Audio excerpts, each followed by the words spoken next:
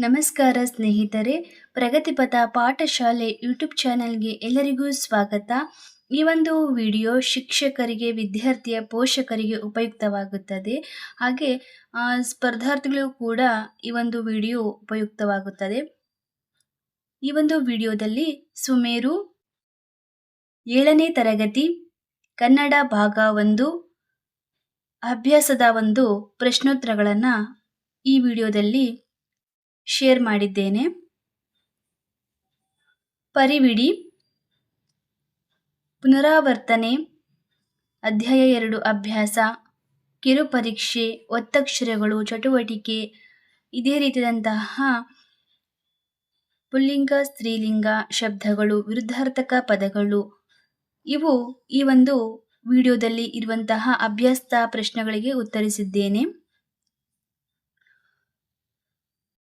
ಪುನರಾವರ್ತನೆ ಅಂದರೆ ವಿದ್ಯಾರ್ಥಿಗಳು ಕಲಿತಿರುವಂತಹ ವಿಷಯವನ್ನ ಮತ್ತೆ ಪುನರಾವರ್ತನೆಯನ್ನ ಮಾಡಿಕೊಳ್ಳುವುದು, ನೆನಪು ಮಾಡಿಕೊಳ್ಳುವಂಥದ್ದು.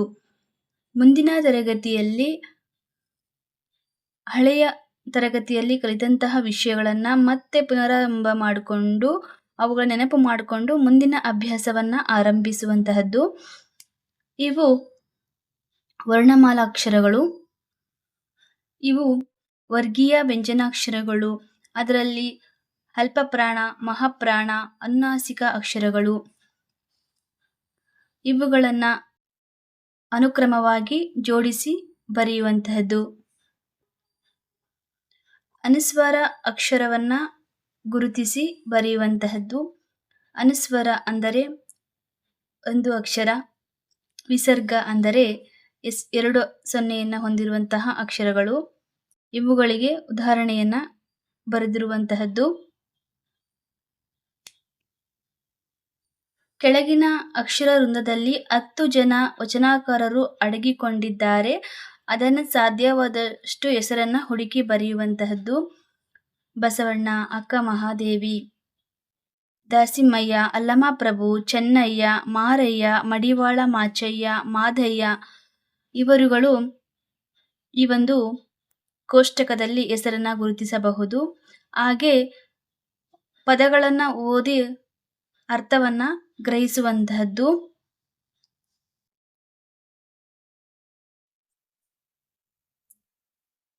ಗುಣಿತಾಕ್ಷರಗಳು ಬಳ್ಳಿಗಳು ಅಂತ ಕರೀತಾರೆ.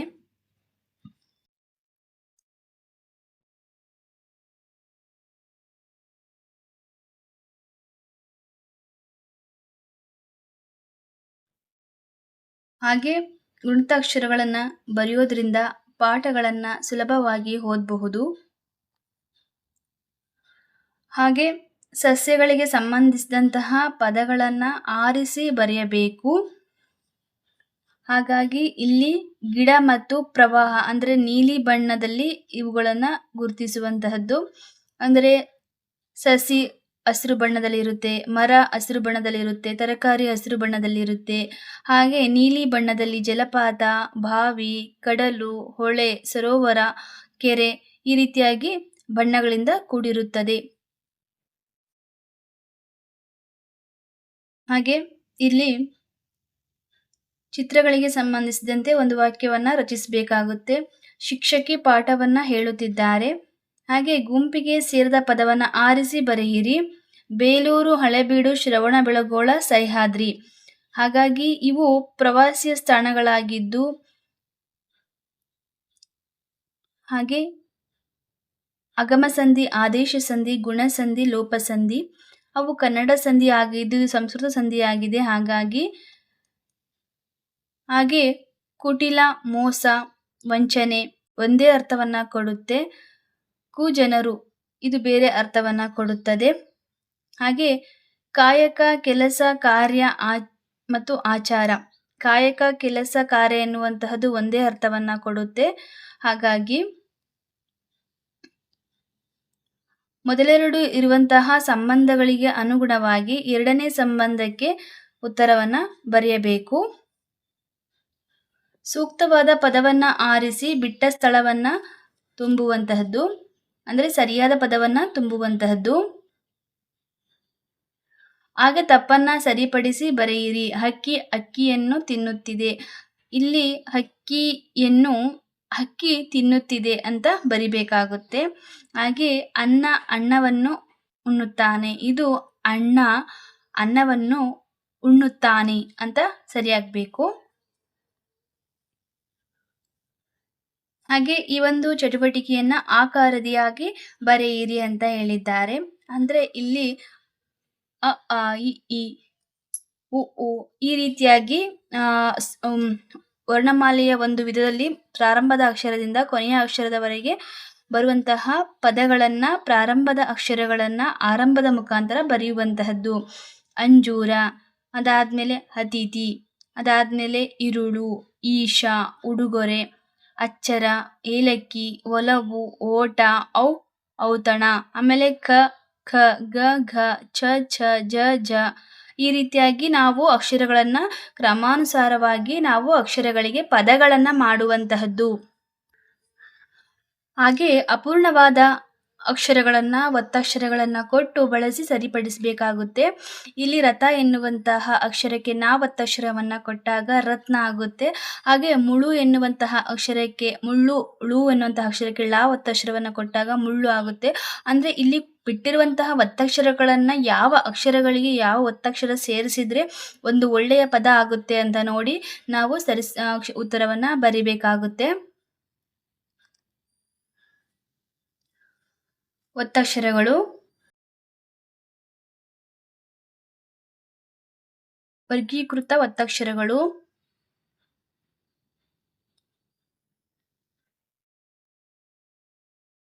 ಚಿತ್ರದಲ್ಲಿ ಇರುವಂತಹದನ್ನ ನಮಗೇನು ಅನಿಸಿದೆ ಅಂತ ಬರಿಬೇಕು. ಇಲ್ಲಿ ಶಿಕ್ಷಕಿ ಪಾಠ ಮಾಡ್ತಾ ಇದ್ದಾಳೆ. ಮಕ್ಕಳು ಸಾಲಾಗಿ ಕುಳಿತು ಪಾಠವನ್ನ ಕೇಳ್ತಾ ಇದ್ದಾರೆ. ಒಂದಕ್ಕೊಂದು ಸಂಬಂಧವಿರುವ ಪದಗಳನ್ನು ಆರಿಸಿ ಬರೆಯಿರಿ ಅಂತ ಹೇಳಿದ್ದಾರೆ ಇಲ್ಲಿ. ಅಂದ್ರೆ ಇಲ್ಲಿ ಮಗ ಮಗಳು, ರಾಧೆ ತಂದೆ, ಅಂದ್ರೆ ಮಗ ಮಗಳು ತಂದೆ ಎನ್ನುವಂತಹದ್ದು ಒಂದು ಸಂಬಂಧ ಇರುವ ಪದಗಳನ್ನ ಆರಿಸಿ ಬರೆಯಿರಿ ಅಂತ ಹೇಳ್ತಾ ಇದ್ದಾರೆ. ಅಂದ್ರೆ ಇಲ್ಲಿ ಮಗ ಮಗಳು ತಂದೆಗೆ ಸಂಬಂಧ, ಹೆಸರು ಅನ್ನುವಂತಹದ್ದು ಇಲ್ಲಿ ಸಂಬಂಧ ಇಲ್ಲ. ಹಾಗೆ ಇಲ್ಲಿ ಭಾರತ ನಾಡು ದೇಶ ರಾಜ್ಯ, ಭಾರತ ದೇಶ ರಾಜ್ಯ ಎನ್ನುವಂತಹದ್ದು ಇಲ್ಲಿ ಅರ್ಥವನ್ನ ಹೊಂದುತ್ತದೆ. ಹಾಗೆ ಪರ್ವತ ನದಿ ವಿದ್ವಾಂಸ ಬೆಟ್ಟ, ಪರ್ವತ ನದಿ ಬೆಟ್ಟ ಎನ್ನುವಂತಹದ್ದು ಒಂದು ಪ್ರಕೃತಿಯ ಒಂದು ಭಾಗವಾಗಿದೆ. ವಿದ್ವಾಂಸ ಎನ್ನುವಂತಹದ್ದು ಒಬ್ಬ ಮನುಷ್ಯ.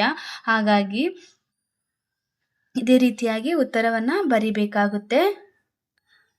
ಗೆರೆ ಎಳೆದ ಪದವನ್ನು ಆಯಾ ವೃತ್ತದಲ್ಲಿ ಬರೆಯಬೇಕು. ಹಾಗೆ ಗೆರೆ ಎಳೆದ ಪದಗಳನ್ನ ವೃತ್ತದ ಒಳಗೆ ಬರೆದು ಅವುಗಳನ್ನು ನಾವು ಅರ್ಥ ಮಾಡ್ಕೊಳ್ಬೇಕು, ಯಾಕೆ ಆ ರೀತಿಯಾಗಿ ಬರಿಬೇಕು ಅಂತ ಹೇಳಿದ್ದಾರೆ ಅಂತ. ಹಾಗೆ ಕೆಳಗಿನ ಚಿತ್ರಗಳನ್ನ ಗಮನಿಸಿ ಅವುಗಳಿಗೆ ಹೆಸರುಗಳನ್ನ ಬರಿಬೇಕಾಗುತ್ತೆ. ಇಲ್ಲಿ ದುಪ್ಪಡಿ, ಆಮೇಲೆ ಅರಸ, ಮೇಕೆ, ಕೈ, ಕುದುರೆಗಳು, ಹಾಗೆ ಚಿಹ್ನೆ, ಬಾವುಟ, ಹಳ್ಳಿ ಈ ರೀತಿಯಾಗಿ ಉತ್ತರಗಳನ್ನ ಬರಿಬೇಕಾಗುತ್ತೆ ಚಿತ್ರಗಳನ್ನ ನೋಡಿ. ನಿಮಗೆ ತಿಳಿದಿರುವಂತಹ ಇತರೆ ನಾನಾ ಅರ್ಥವನ್ನ ಬರೆಯಬೇಕು ಅಂತ ಹೇಳಿದ್ದಾರೆ. ಅಂದ್ರೆ ಇಲ್ಲಿ ಆ ಒಂದು ಪದಕ್ಕೆ ಇನ್ನೂ ಹಲವಾರು ಅರ್ಥಗಳಿರ್ತವೆ, ಅವುಗಳನ್ನ ಬರಿಬೇಕಾಗುತ್ತದೆ. ಅಂದ್ರೆ ಇಲ್ಲಿ ನಾನಾ ಅರ್ಥ ಅಂತ ಅನ್ನೋದಕ್ಕಿಂತ ಇಲ್ಲಿ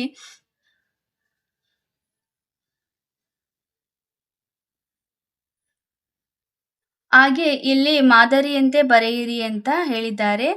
ಅದೇ ರೀತಿಯಾಗಿ ನಾವು ಉತ್ತರವನ್ನ ಬರಿಬೇಕಾಗುತ್ತೆ.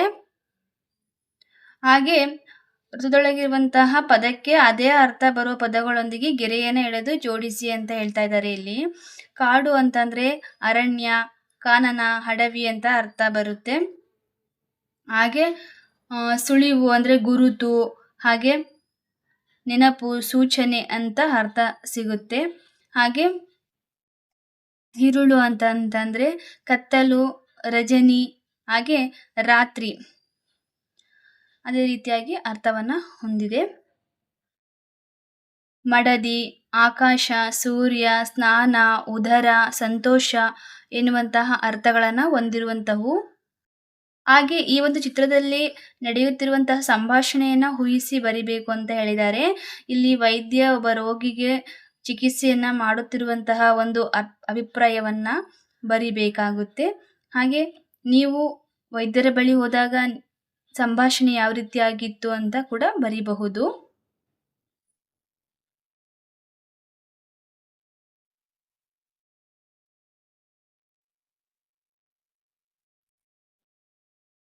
ಸಜಾತಿಯ ಒತ್ತಕ್ಷರಗಳನ್ನ ಬರೆಯಬೇಕು.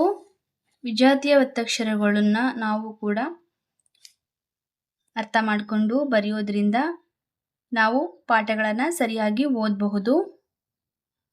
ಹಾಗೆ ಪದಗಳನ್ನ ವಾಕ್ಯದ ರೂಪದಲ್ಲಿ ಬರೆಯಬೇಕಾಗುತ್ತದೆ. ಅಂದ್ರೆ ಸೀತೆಯು ದೇವರಿಗೆ ಹೂವಿನ ಹಾರವನ್ನ ಹಾಕಿದಳು ಅನ್ನೋದು ಒಂದು ಪರಿಪೂರ್ಣವಾದಂತಹ ವಾಕ್ಯ ಆಗುತ್ತೆ. ಅದನ್ನು ಸರಿಯಾಗಿ ಜೋಡಿಸಿ ಬರೆಯಬೇಕು. ಹಾಗೆ ಬಿಟ್ಟ ಸ್ಥಳಗಳನ್ನ ತುಂಬಬೇಕು. ಸರಿಯಾದ ಪದವನ್ನ ಆರಿಸಿ ಪೂರ್ಣಗೊಳಿಸಬೇಕು.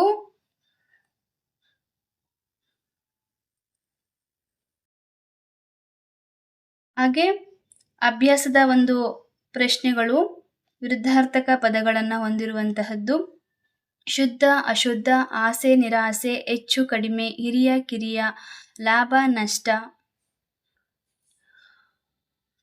ಹಾಗೆ ರಾಧಾಳು ಲಕ್ಷ್ಮಿಯ ಹಿರಿಯ ಅಕ್ಕ, ಲಕ್ಷ್ಮಿಯು ರಾಧಾಳ ಹಿರಿಯ ತಂಗಿ, ಕಿರಿಯ ತಂಗಿ. ಈ ರೀತಿಯಾಗಿ ನಾವು ವಿರುದ್ಧಾರ್ಥಗಳಿಗೆ ವಾಕ್ಯಗಳಾಗಿ ಬರೆಯುವಂತಹದ್ದು. ಗೆರೆ ಎಳೆದಿರುವಂತಹ ಪದಗಳಿಗೆ ಅರ್ಥವನ್ನ ತಿಳಿದು ಆ ಒಂದು ಪದಗಳನ್ನ ಬರಿಬೇಕಾಗುತ್ತೆ. ಅಜಗಜಾಂತರ ಅಂತ ಅಂದ್ರೆ ನೀರಿನ ಮೇಲೆ ಹೋಮ, ಹಂಗೆ ಪುಸ್ತಕದ ಹುಳು, ಅಡವಿಯ ಪಾಲಾಗುವುದು, ಅಟ್ಟಕ್ಕೇರಿಸುತ್ತಿದ್ದರು, ಗುಬ್ಬಿಯ ಮೇಲೆ ಬ್ರಹ್ಮಾಸ್ತ್ರ, ಕಂಗಾಲಾಗುತ್ತಿದ್ದ.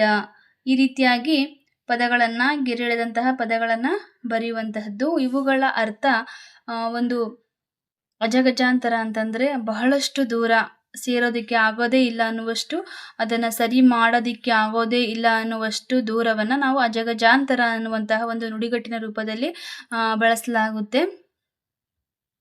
ಹಾಗೆ ಇದೇ ರೀತಿ ಇನ್ನಷ್ಟು ನುಡಿಗಟ್ಟುಗಳನ್ನ ಸಂಗ್ರಹಿಸಿ ನೀವು ಬರಿಬೇಕಾಗುತ್ತೆ. ಅಂದ್ರೆ ತುಂಬಾ ದೂರ, ಕಂಗಾಲು ಅಂತಂದ್ರೆ ಏನೋ ತೋಚದಂತಾಗುವಂತಹದ್ದು ಎನ್ನುವಂತಹ ಒಂದು ಉತ್ತರವನ್ನ ಬರಿಬೇಕಾಗುತ್ತೆ. ಅದೇ ರೀತಿಯಾಗಿ ಇವುಗಳನ್ನ ಗಮನಿಸುತ್ತಾ ಬರೆಯಬೇಕು. ಅದೇ ರೀತಿಯಾಗಿ ಇದನ್ನು ಕೂಡ ಗಮನಿಸುತ್ತಾ ಬರೆಯಬೇಕು.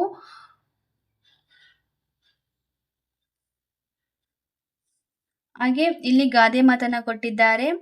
ಕೈ ಕೆಸರಾದರೆ ಬಾಯಿ ಮೊಸರು, ಹಾಸಿಗೆ ಇದ್ದಷ್ಟು ಕಾಲು ಚಾಚು, ಗಾಳಿ ಬಂದಂತೆ ತೂರಿಕೋ, ಕಾಯಕವೇ ಕೈಲಾಸ, ಮಾತು ಮನೆ ಕೆಡಿಸಿತು, ತೂತು ಒಲೆ ಕೆಡಿಸಿತು, ಬೆಳೆಯುವ ಸಿರಿ ಮೊಳಕೆಯಲ್ಲಿ ಅತಿ ಆಸೆ ಗತಿಗೇಡು. ಈ ರೀತಿಯಾದಂತಹ ಗಾದೆ ಮಾತುಗಳನ್ನ ಪೂರ್ಣಗೊಳಿಸಬೇಕಾಗುತ್ತದೆ.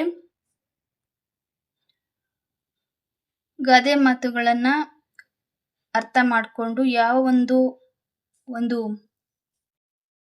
ವಾಕ್ಯಕ್ಕೆ ಅನುಗುಣವಾಗಿ, ಒಂದು ಕಥೆಗೆ ಅನುಗುಣವಾಗಿ ಒಂದು ಗಾದೆಯನ್ನ ಸೇರಿಸಬೇಕು ಅಂತ ನಾವು ಅರ್ಥ ಮಾಡ್ಕೊಳ್ಬೇಕಾಗುತ್ತೆ. ಹಾಗೆ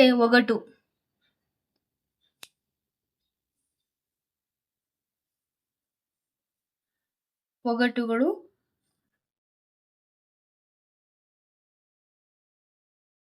ಸಮಾನಾರ್ಥಕ ಪದಗಳನ್ನ ಬರೆಯುವಂತಹದ್ದು.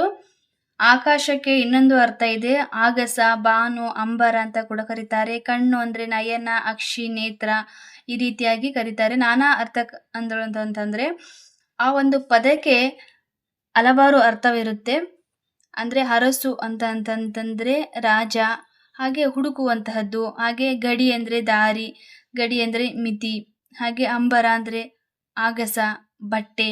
ಹಾಗೆ ಬಳಿ ಅಂದ್ರೆ ಹತ್ತಿರ, ಹಾಗೆ ಹಚ್ಚು, ಬಳಿಯುವುದು ಅಂತ ಹೇಳ್ತಾರಲ್ಲ, ಅದಕ್ಕೂ ಕೂಡ ಒಂದೇ ಅರ್ಥವನ್ನ ಹೊಂದಿರುವಂತಹದ್ದಾಗಿ, ಒಂದೇ ಪದ ಇದ್ರೂ ಕೂಡ ಹಲವಾರು ಅರ್ಥವನ್ನ ಹೊಂದಿರುತ್ತೆ. ಹಾಗೆ ಇಲ್ಲಿ ರೂಢನಾಮ, ಅನ್ವರ್ಥನಾಮ, ಅಂಕಿತನಾಮಗಳನ್ನ ವಿಂಗಡಿಸಿ ಬರಿಬೇಕಾಗುತ್ತೆ. ರೂಢನಾಮ ಅಂತ ಅಂದ್ರೆ ರೂಢಿಯಿಂದ ಕರೆದುಕೊಂಡು ಬಂದಿರುವಂತಹ ನಾಮಗಳನ್ನ, ಹೆಸರುಗಳನ್ನ ನಾವು ಹೇಳುವಂತಹದ್ದು. ಅಂದರೆ ತಂದೆ, ದೇಶ, ವರುಣ, ಪುಸ್ತಕ, ನದಿ, ಬೆಟ್ಟ. ಹಾಗೆ ಅನ್ವರ್ಥನಾಮ ಅಂತಂದರೆ ಒಬ್ಬ ವ್ಯಕ್ತಿಗಾಗಿರ್ಬೋದು, ಒಂದು ವಸ್ತುವಿಗಾಗಿರ್ಬೋದು, ಅದರ ಒಂದು ಗುಣಕ್ಕೆ ಅನುಗುಣವಾಗಿ ಕರೆಯುವಂತಹದ್ದು. ಕಿವುಡ, ವಕೀಲ, ಕುಂಟ, ಮೂಗ, ಕುಂಬಾರ ಅಂದರೆ ಆ ವ್ಯಕ್ತಿ ಮಾಡುತ್ತಿರುವಂತಹ ಕೆಲಸಕ್ಕೆ ಅನುಗುಣವಾಗಿ ಕರೆಯುವಂತಹದ್ದು. ಹಾಗೆ ಆ ವ್ಯಕ್ತಿಯ ಒಂದು ಕಿವುಡತೆಯನ್ನು ನಾವು ಕಿವುಡ ಅಂತ ಕರೆಯುವಂತಹದ್ದು. ಅಂಕಿತನಾಮ ಅಂತ ಅಂದರೆ ವ್ಯಕ್ತಿಗೆ, ವಸ್ತುಗಳಿಗೆ ಇಟ್ಟಿರುವಂತಹ ಹೆಸರುಗಳನ್ನು ಕರೆಯುವಂತಹದ್ದು. ಹಾಗೆ ಸ್ಥಳಗಳಿಗೂ ಕೂಡ.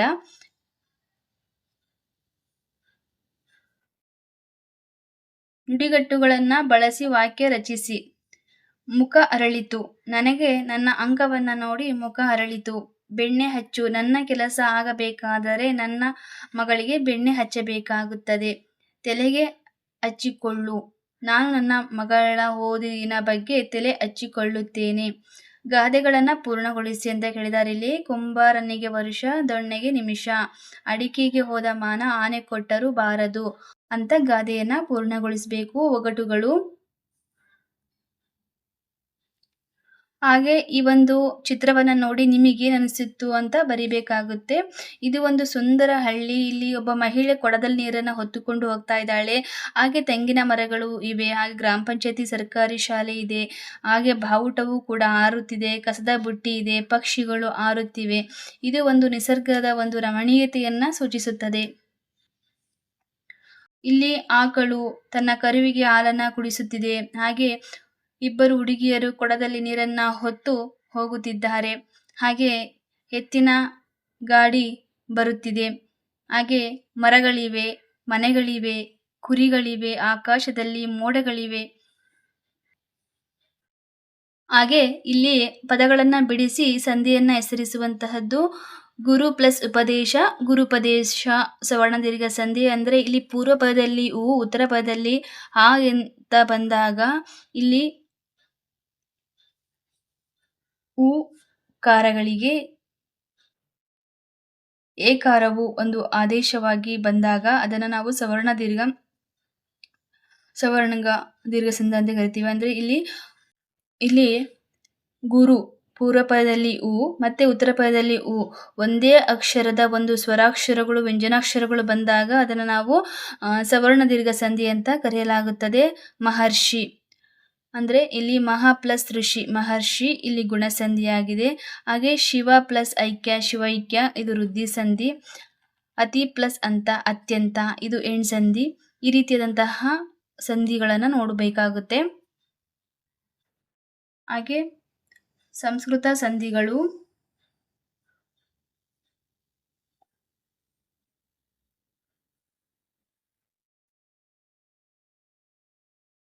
ಕನ್ನಡ ಸಂಧಿಗಳ ನಂತರ ಸಂಸ್ಕೃತ ವ್ಯಂಜನ ಸಂಧಿಗಳು. ಶುತ್ವ, ಅನುನಾಸಿಕ ಸಂಧಿ, ಜತ್ವ ಸಂಧಿ ಈ ರೀತಿಯಾಗಿ ಸಂಧಿಗಳು. ಹಾಗೆ ಪದಗಳನ್ನು ಬಿಡಿಸಿ ಯಾವ ಸಂಧಿ ಅಂತ ಗುರುತಿಸಿರುವಂತಹದ್ದು.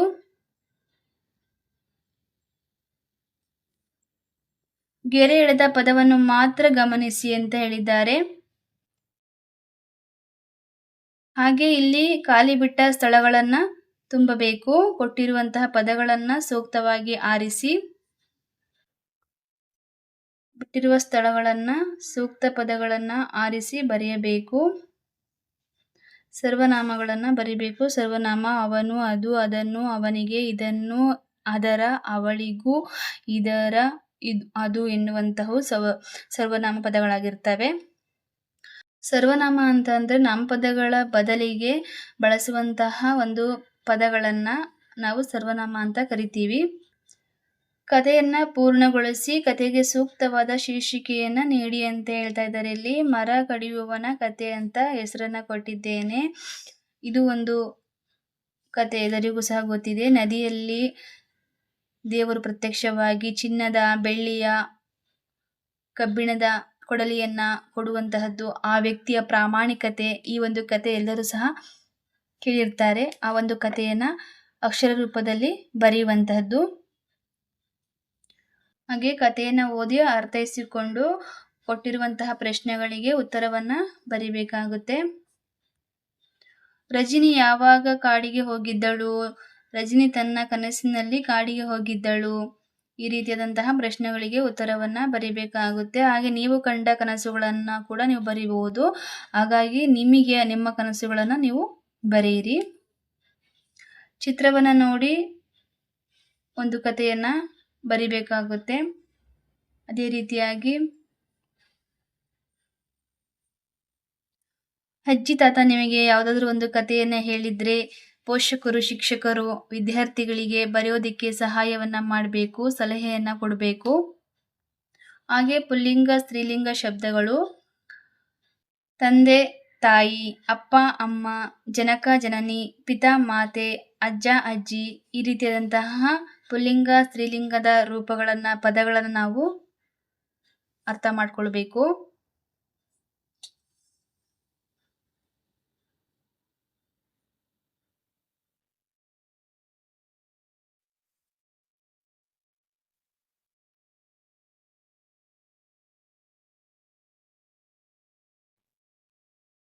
ವಿರುದ್ಧಾರ್ಥಕ ಪದಗಳು ಅಮೃತ ವಿಷ, ಅನುರಾಗ ವಿರಾಗ, ಆಸೆ ನಿರಾಸೆ, ಆಚಾರ ಅನಾಚಾರ, ಅನುಕೂಲ ಅನಾನುಕೂಲ, ಉದಯ ಅಸ್ತ, ಅಚಲ ಛಲ, ಸುಖ ದುಃಖ, ನಗು ಅಳು ಈ ರೀತಿಯಾದಂತಹ ವಿರುದ್ಧಾರ್ಥಕ ಪದಗಳನ್ನು ನಾವು ನೋಡಬಹುದು.